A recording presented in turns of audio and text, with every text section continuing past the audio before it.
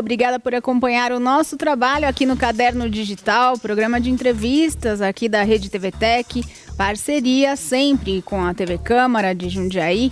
Lembrando que a gente traz informações, prestação de serviço, também variedades, personagens da cidade, muita curiosidade também. E a gente aceita sugestões, você pode colocar lá alguma ideia de tema em uma das nossas mídias sociais.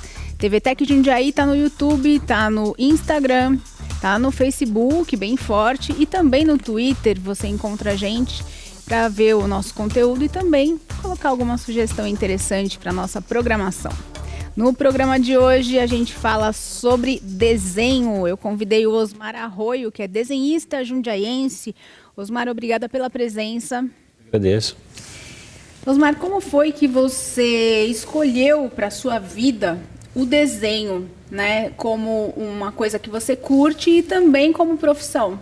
Na verdade, acho que foi o desenho que me escolheu, porque desde pequeno, né, desde 4 anos, antes de até escrever, a primeira coisa que eu fiz foi um desenho.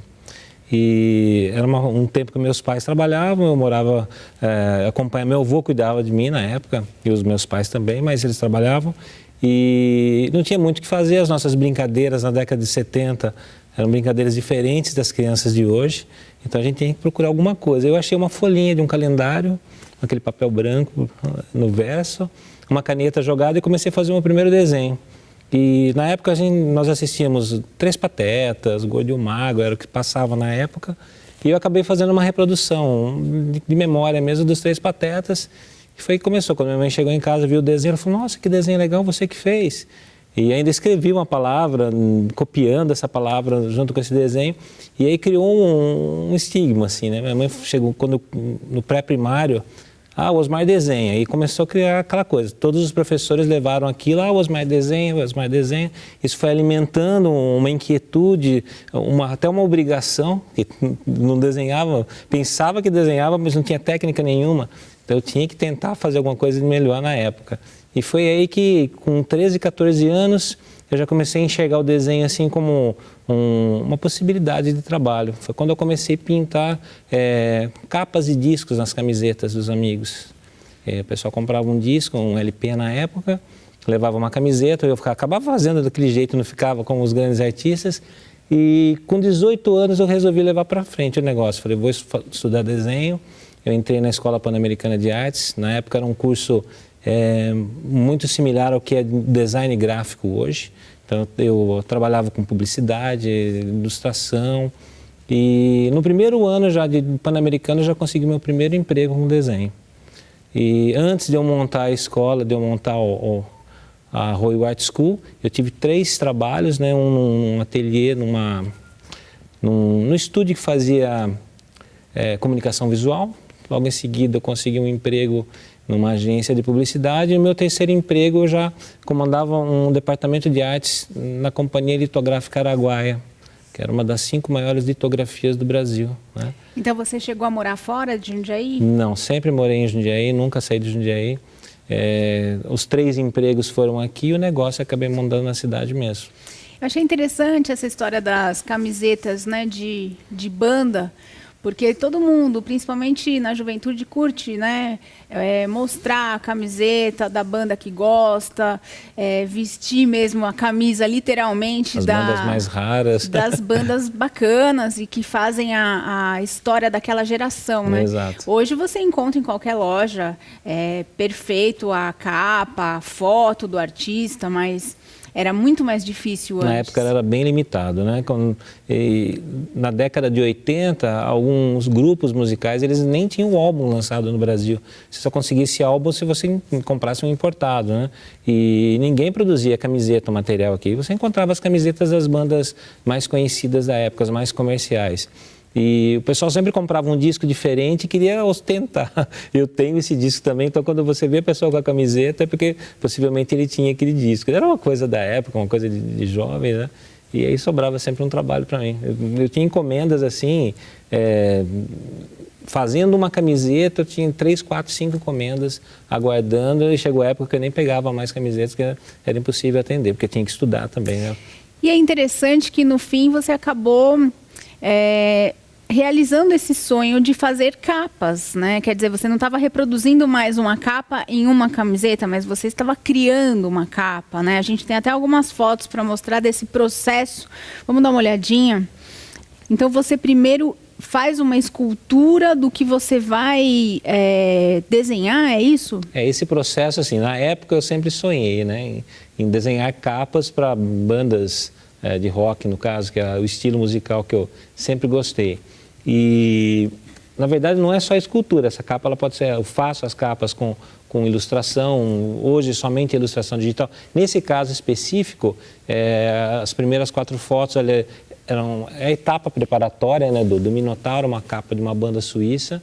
Essa já é a foto final, né, que um fotógrafo de cidade muito bom, o Davi Chaim, fez a preparação da oficina da foto, ele é fantástico. E aqui já é a imagem final. Aquela fotografia tratada em Photoshop, com alguns efeitos. Poucos efeitos assim, que mudaram o desenho, né? Mas assim, mais para colorização. Mas existem, eu faço outras capas assim, com ilustração. Aí o cliente fica lá do outro lado, ou na Alemanha, ou na Suíça, pelo Skype, e Osmar, eu quero que você faça para mim um personagem assim, assado. Aí eu tenho que fazer um sketch muito rápido, uma criação muito rápida, muitas vezes no papel ou até mesmo na mesa digital, é o caso do Vancanto, né? Já envio a imagem para ele, automaticamente ele aprova e em seguida entra no processo de produção. Então é uma criação sua mesmo. Essa é uma criação. No caso desse álbum, ele também é uma escultura, a imagem central. Os dragões dos cantos, né, das bordas, eles já são em ilustração mesmo. E esse projeto é um projeto cross-mídia. A história desse álbum é contada em um livro, de um dos best-sellers da Alemanha, nesse segmento de fantasy art, né? Inclusive a participação, todas as introduções dessas músicas são feitas pelo... Eu não me lembro, é o John Davis, é o anão do Senhor dos Anéis. Ah, tá. Ele faz a introdução. É mais fácil assim, né? Ele só não participou. Do que falar o nome dele. E o que foi mais legal nesse projeto do Vancanto, que além de eu ter recebido pelo trabalho, eles me fizeram um convite e me levaram para participar de uma parte da turnê. Aí eu passei 17 dias na Alemanha, visitei 5 cidades, viajei no ônibus com os caras, participava da passagem de sonhos, assim, foi uma experiência incrível, né? Uma experiência que vai ficar inesquecível. Então, assim, a gente percebe que hoje o desenho, ele também é aliado muito à tecnologia e outras formas de arte. Porque você não pode ficar naquele desenho básico lá que você começou na sua infância ou na sua adolescência, porque as coisas vão mudando. E você faz questão de se adaptar. Você tem que se adaptar, tem que mudar, tem que acompanhar o mercado e o desenho... às vezes a pessoa não percebe, mas o desenho é a mola do mundo. Você só vende um produto porque tem que ter uma embalagem, tem toda uma divulgação, que tem que ter um desenho para aprovação, uma tendência de moda, um veículo. Imagina o mercado do entretenimento, então, que você vê a Marvel despontando aí com seus filmes, todas as animações, tem sempre... uma equipe muito grande e mentes brilhantes relacionadas ao desenho que movimentam a economia. Então, muita gente pensa assim, o desenho... Eu já tive casos, né, lá na escola que os pais até comentaram assim, por que você vai fazer desenho? O que o desenho vai trazer para a sua vida, né? E eles não percebem a importância. Por outro lado, eu tenho ex-alunos que hoje trabalham com desenho, dão aulas em faculdades, né? Não que eu seja tão velho, mas eles começaram muito novinhos, né? E o sucesso do desenho depende de cada um, né? Depende da dedicação, do foco. Só desenhar e ficar esperando alguém bater a porta, eu quero que você desenhe na minha empresa. Isso não vai acontecer nunca. Mas como em qualquer segmento, né? Isso você tem que correr mesmo. atrás. Então a gente vai agora para o intervalo e volta daqui a pouquinho com mais Osmar Arroio. Até já!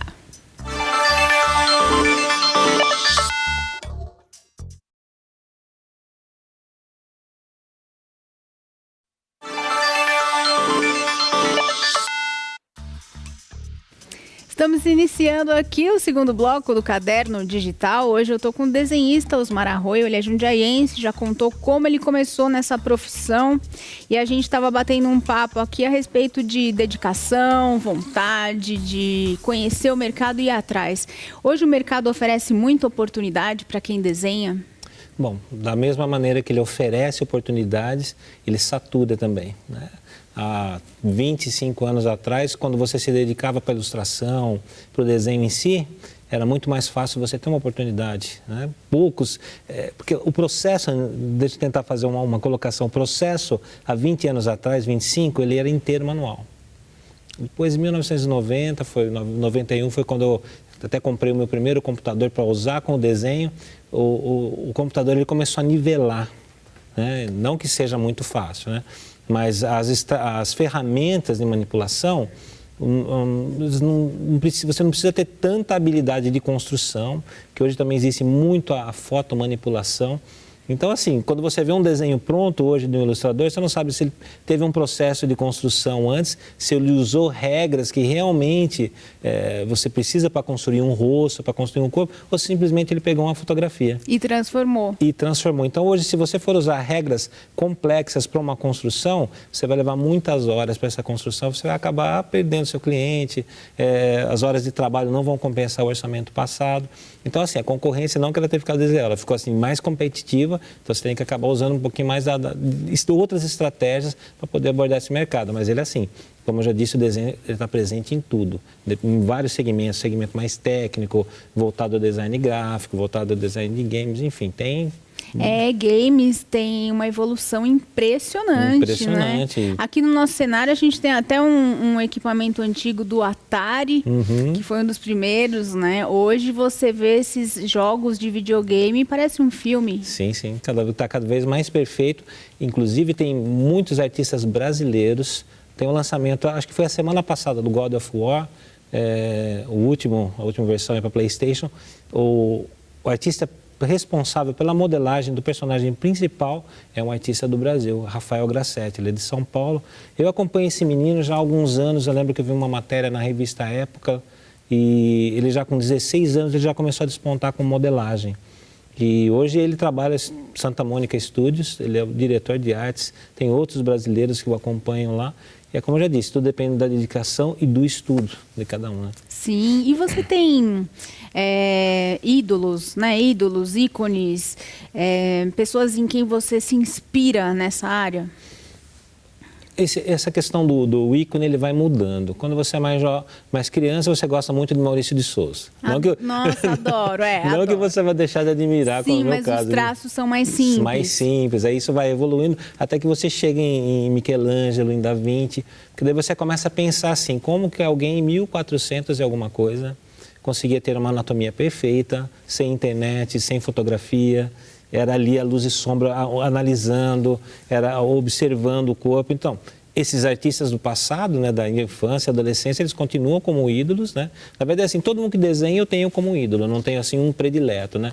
Mas os grandes mestres da arte, eles são os imbatíveis, aí não tem como comparar. Sim, estudaram ali no corpo mesmo, na anatomia do ser humano. Com todas as dificuldades da época, né? Você imagina. Se você ficar, por exemplo, se você for para uma cidade do interior e não tem nenhum recurso de internet, você fala, eu vou começar a fazer um estudo agora, você já vem de uma linha de estudos, eu quero continuar esse estudo sem recurso algum. É o que eles faziam e que chegou até hoje, para você ver a força desse desenho, a força desses artistas, o potencial de cada um. Vamos ver um pouquinho mais do seu trabalho. Temos mais capas de CD, vinil ou mesmo capa virtual, porque hoje é tudo disponibilizado na internet. Exatamente. Essa banda suíça, né, o nome, que foi o nome, eu até perguntei da história desse nome, por que essa banda tem o nome de Gonorreias? Né? Pro vocalista, que o vocalista é um brasileiro e ele é de Jundiaí, só que ele foi para a Suíça há 15 anos e contou que foi uma brincadeira de criança. Eles começaram ali, o Damir, que é o dono da banda, começou, vamos colocar um nome qualquer, porque essa banda não vai para frente.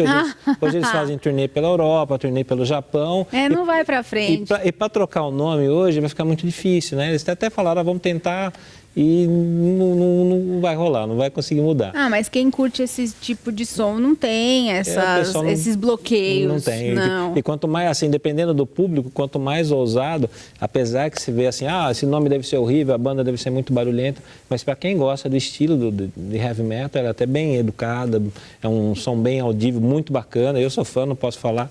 Essa já é a capa de um disco completo, aquele outro anterior era um EP.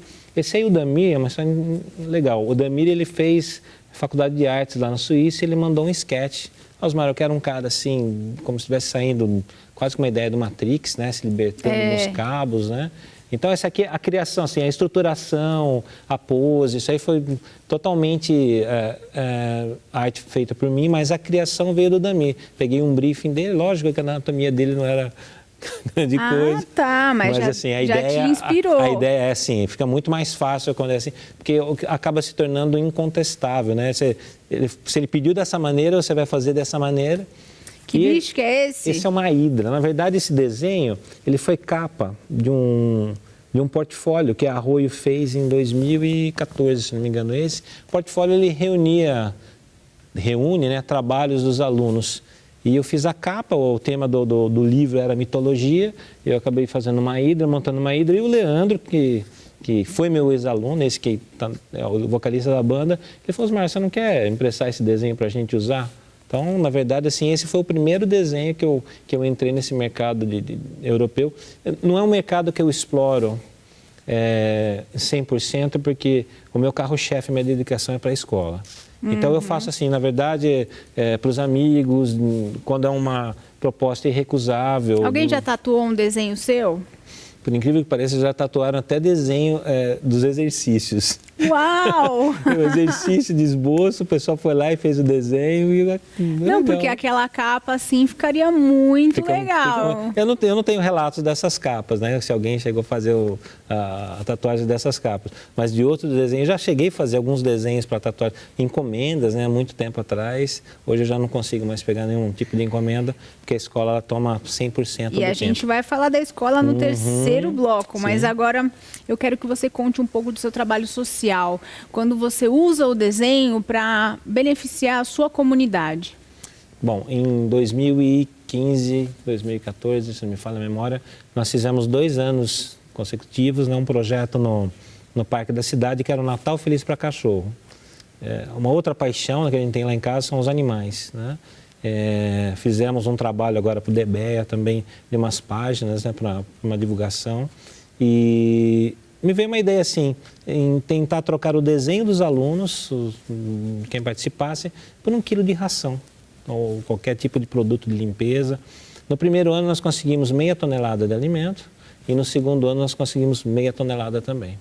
Só que como é um trabalho que eu dependo muito dos alunos, mobilizar um grupo para ir no Parque da Cidade num determinado domingo, o pessoal ter o tempo para ficar ali meio período, não é sempre que eu consigo um grupo grande. E dependendo do ano da escola, eu tenho adultos mais velhos, dependendo da safra, vamos dizer assim, e em alguns anos eu tenho alunos menores, de 11, de 10, de 12, que não têm autonomia, então não consegui fazer mais. Mas todo ano a gente fala, vamos tentar fazer mais uma vez, vamos ver o que vai dar. Não sei agora para 2018, quem sabe esse mas é uma coisa muito bacana, além do trabalho, falando dessa parte social, da parte de cidadania, com o trato mesmo com os alunos, sempre nós, além de ensinar o desenho, tentamos dar exemplos, né, no nosso dia a dia, do que é certo, assim, no nosso modo de ver, do que é errado. Assim, são pequenos conselhos que acrescentam a educação que eles recebem em casa e na escola. Muito válido. Intervalo de novo? Daqui a pouquinho a gente volta. Até já!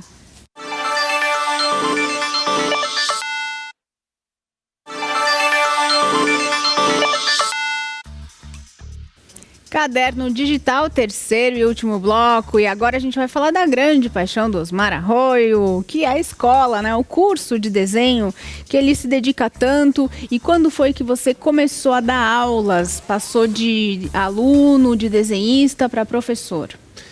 Bom, isso eu comecei oficialmente em 1990, né? Com a Escola de Portas Abertas, mas desde 89 eu já começava a ensinar alguns amigos e foi uma coisa que eu coloquei na minha cabeça. Eu tenho que desenvolver um método baseado nos métodos que eu aprendi, porque eu sempre tive um espírito, e eu tento passar isso para os meus alunos, contestador, no bom sentido. Eu via muitas falhas, né? Assim, não falhas, é até feio usar esse termo, mas eu via algumas coisas em algumas técnicas passadas, que já eram passadas há muito tempo, que não evoluíram. E quando você começa a colocar, por exemplo, vou dar um exemplo aqui, a técnica de construção do rosto de Leonardo da Vinci, ela é fantástica, principalmente para a época, só que ela continua sendo usada até os dias de hoje.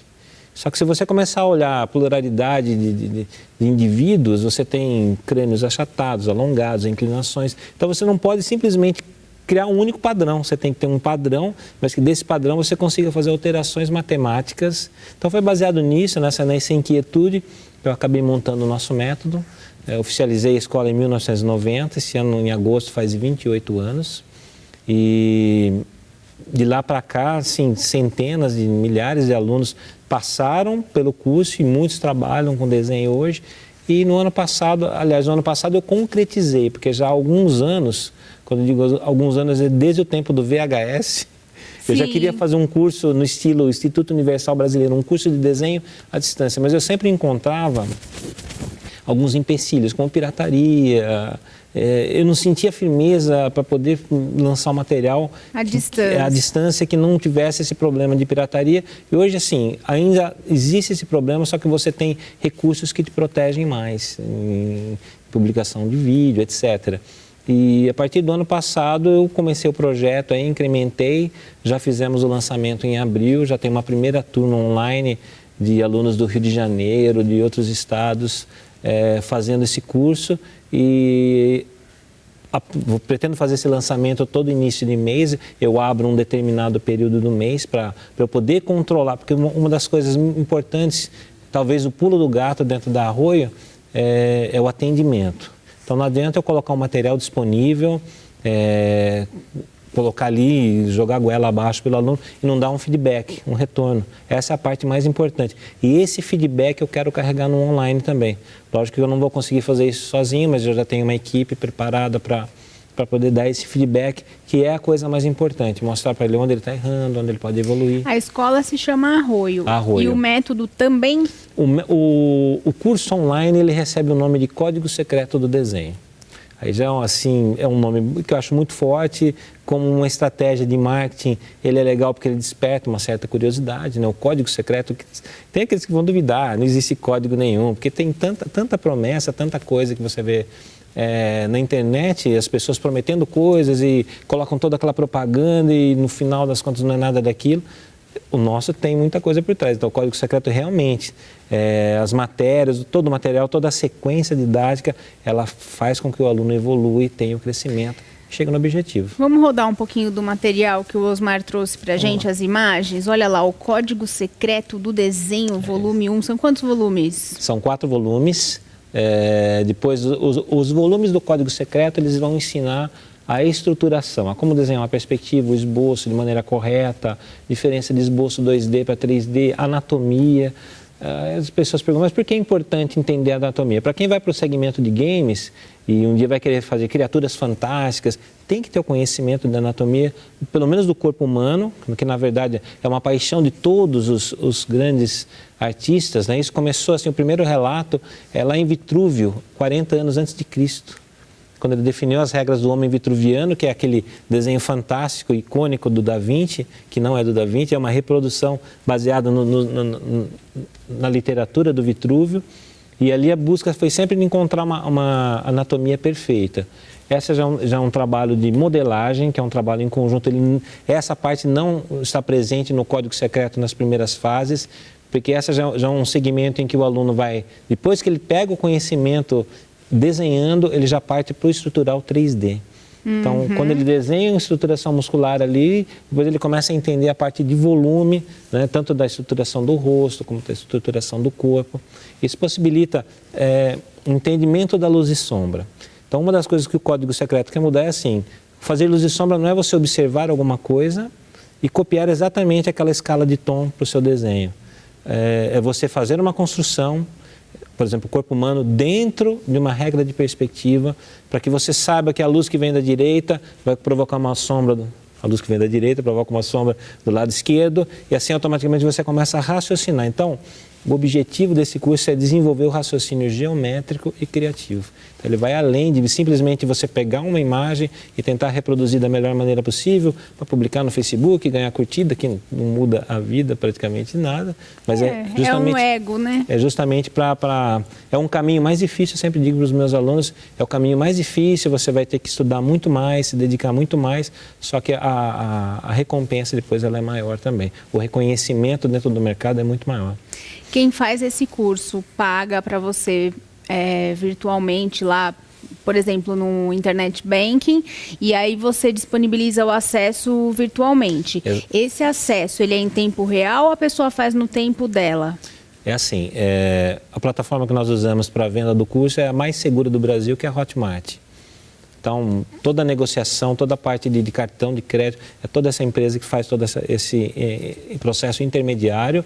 Eu tenho um portal, nesse portal eu tenho todas as aulas hospedadas e em cada aula tem um e-book, para você ter uma ideia. Cada matéria ela tem aproximadamente 20 páginas de conteúdo, cada matéria. O primeiro volume do código são 48 matérias. Então, você já faz ideia da quantidade de material escrito. Para não ficar tão difícil para a pessoa ler, às vezes a pessoa tem preguiça de ler, né, que acontece muito. Então, eu tenho um vídeo dentro dessa aula de apresentação do e-book. Então, eu mostro as etapas, como se eu estivesse detalhando, e depois eu tenho um outro vídeo, que é o Step by Step. Step by Step é o do e-book, é o How to Do, que é eu mostrando como se faz mesmo. Então, cada aula tem 2 vídeos e mais um material escrito para o aluno poder recordar, enfim. E além da comunidade Facebook e o trabalho de e-mails para a correção individual de cada um dos alunos. Passa para a gente os seus contatos, o portal. Bom, as pessoas podem ter acesso a esse conteúdo do código, inclusive assistir uma aula demonstrativa, né, através do site da Arroio, que é o www.arroio.art, com temudo. Arroio com Y. Com Y, arte com temudo.br. Ali tem tem os links, né, direcionando para quem for da região e quiser conhecer o curso presencial e até fazer uma aula demonstrativa. Lá tem um link que ele pode clicar, agendar essa aula, e tem um outro link que ele pode assistir essa aula demonstrativa e depois, como eu já disse anteriormente, durante um certo período, se não me engano, do dia 10 ao dia 15 de cada mês, eu vou abrir as vendas, depois eu tenho que fechar para poder ir controlando, para ver se eu não vou ultrapassar um número que eu não posso atender. Controlar a turma, né? Controlar exatamente o número de inscrições. As pessoas podem falar assim, mas não é legal você ter 500 alunos, fazer... Se você pensar pelo ponto de vista financeiro, ele é fantástico, ele é maravilhoso. Mas pelo ponto de vista administrativo, você poder controlar 500 pessoas de uma vez com suas dúvidas, aí você vai gerar um serviço não muito interessante, não um serviço que vai acabar ficando assim, deixando a desejar. Então, o objetivo é fazer sempre um trabalho bem feito do começo ao fim. Sim, a qualidade em primeiro lugar. Qualidade em primeiro lugar. E resultado, porque quando você desenha, nesse caso, um segmento voltado à educação, você está fazendo com que a pessoa estude pensando em uma parte profissional, carreira profissional, enfim. E se você coloca um conteúdo que não atenda à necessidade ou que seja um conteúdo enganoso, ele vai acabar prejudicando a vida da pessoa. Agora tem uma pergunta muito particular. Muita gente chega para você e fala, pô, Osmar, desenha eu. Como você se sente? Isso, assim, hoje com menos frequência, que você acaba assim com o tempo, não que seja de uma forma assim maldosa, mas você acaba se blindando, né? Que você tem bastante coisa, realmente tem, então a pessoa acaba se inibindo. Mas depende, você está num churrasco, você consegue fazer minha caricatura? Eu conheço, só que eu não tenho lápis agora. Sempre acontece. Sempre. E é difícil assim você falar não, porque o desenho é uma coisa que você quer compartilhar, né? Mas hoje eu tenho os meus alunos que eu até acabo indicando, olha, esse aluno ele faz tão bem ou até melhor que eu. Vai ficar ótimo. Vai ficar ótimo. Então, realmente, com toda a sinceridade, então você atende essa pessoa, não deixa ela ali na mão, e você já está passando alguma coisa, um trabalho para o seu aluno, fazer um freela. Nada como jogo de cintura, não é mesmo? Jogo de cintura mesmo. Osmar, muito obrigada pela participação. Foi bem legal conversar com você. Bacana, obrigado. Viu? E a gente fica por aqui. Espero que você tenha gostado também. Até a próxima edição do Caderno Digital. Tchau, tchau.